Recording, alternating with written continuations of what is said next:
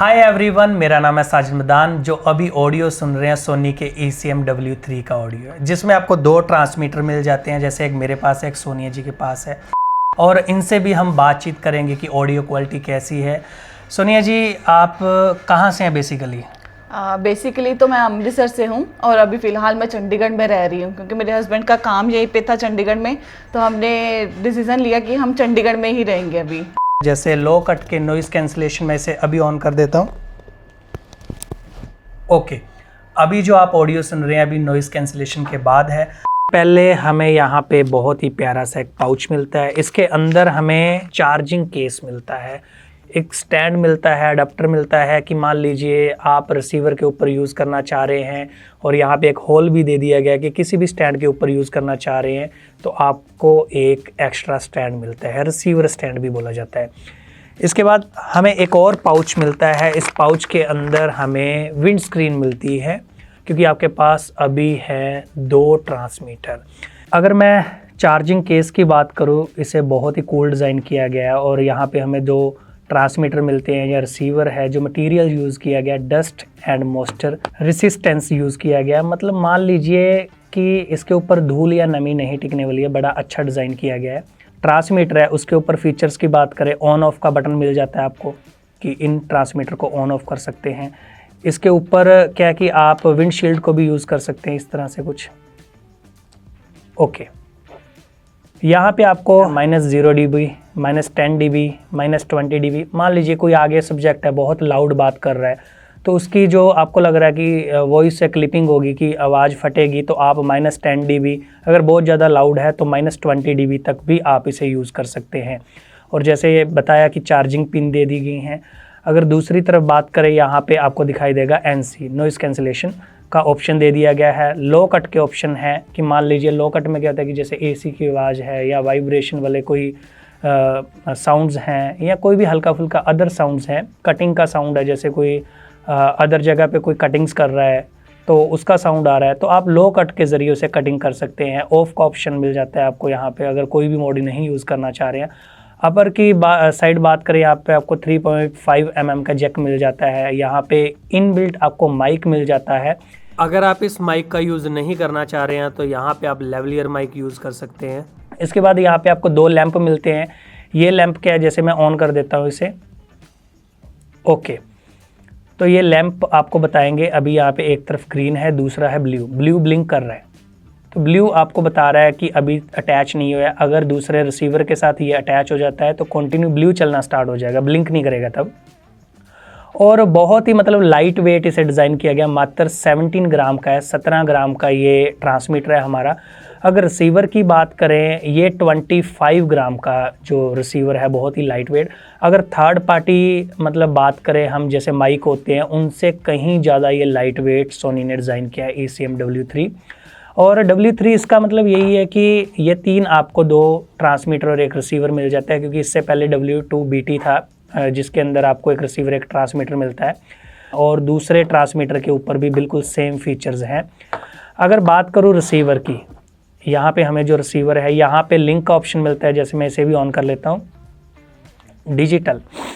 अभी मैंने डिजिटल के ऊपर रख लिया है, अभी ऑफ है। जैसे यहाँ से आप ऑफ कर सकते हैं, एनालॉग डिजिटल यूज़ कर सकते हैं। डिजिटली में क्या होता है कि डिजिटल सिग्नल हमारे कैमरा को भेजेगा। जैसे यहाँ पे MI शू है, मल्टी इंटरफेस भी बोला जाता है इसके अंदर। मान लीजिए अगर मैं इसका यूज़ कर रहा हूँ, जितने भी सोनी के हाइब्रिड कैमरा है, तो आप जब यूज़ कर रहे हो तो किसी भी वायर का ज़रूरत नहीं है आपको कि आप माइक से वायर लेके कैमरा को दे रहे हैं। उसमें क्या होता है कि ऑडियो की क्वालिटी भी लॉस होती है और नॉइस भी काफ़ी आती है। लेकिन डिजिटल में क्या होता है कि आपका जो माइक है, मतलब रिसीवर है, सीधा MI शू के थ्रू आपके कैमरे को सिग्नल्स भेज रहा है हाई क्लास। अब देखिए ब्लिंकिंग बंद होगी जैसे मैंने बताया, क्योंकि इसके साथ पेयर हो चुका है, दोनों के ऊपर ब्लू है। और जैसे मैंने बताया कि डिजिटल में क्या होता है कि हाई क्वालिटी आपको ऑडियो मिलेगी, नॉइस भी नहीं मिलेगी, पूरी कटिंग करके नॉइस को आपको देगा, क्योंकि हाई क्लास आपको ऑडियो क्वालिटी मिलने वाली है। अगर आपके पास सोनी की ZV सीरीज़ है तो आप इसे एनालॉग में यूज़ करेंगे वायर के ज़रिए। और यहाँ पे ऑप्शन मिल जाता है सेपरेट का। जैसे दो सिग्नल होते हैं राइट एंड लेफ्ट ना, तो आप सेपरेट भी रिकॉर्ड कर सकते हैं कि आपको एक सिग्नल ही चाहिए, मतलब एक चैनल ही चाहिए, तो आप सेपरेट कर सकते हैं। अगर आपको दोनों चैनल चाहिए तो आप मिक्स के ऊपर रख के यूज़ करेंगे। इसके बाद दूसरी तरफ बात करें, यहाँ पे आपको माइक आउट का ऑप्शन मिल जाता है और यहाँ पे आपको एक सी टाइप मतलब पोर्ट दे दिया गया है।